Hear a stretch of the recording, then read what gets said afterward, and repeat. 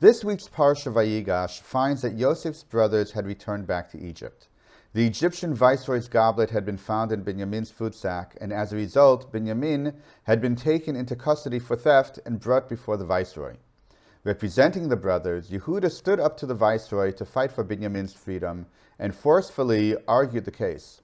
As Yehuda was winding down his arguments, the viceroy was suddenly overwhelmed with emotion and shockingly revealed himself to be none other than Yosef, their long-lost brother whom they had sold to Egypt.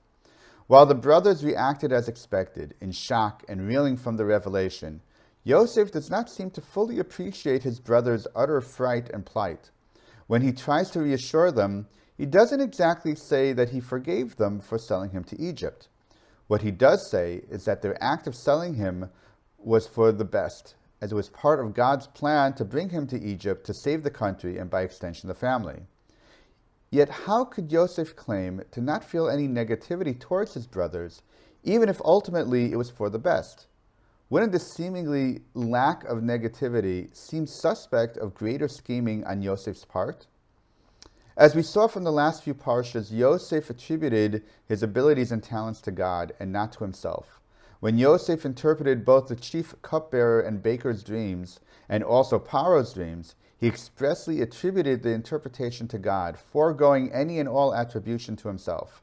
When asking a favor from the chief cupbearer to intercede on his behalf with Paro, Yosef doesn't request it as compensation for having given him a good interpretation of the dream, but for correcting a miscarriage of justice.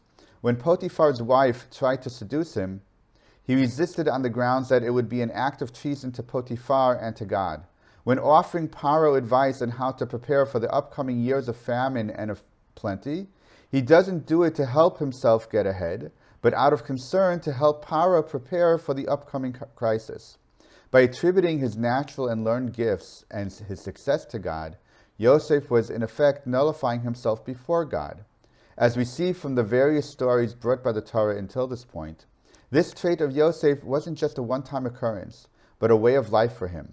Now that Yosef was reconciling with his brothers, Yosef was trying to explain to them that he had nullified himself to God's greater plan.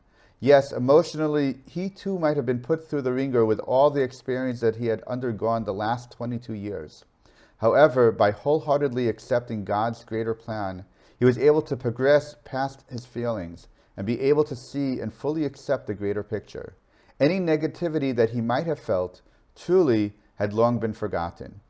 And that's the reason why he received the appellation Yosef HaTzadik, Yosef the Righteous from Chazal.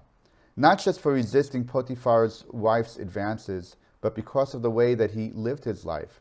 In the words of Pirkei Avot, Yosef was truly able to make God's will his will, and as a result, grow to higher heights. Shabbat Shalom.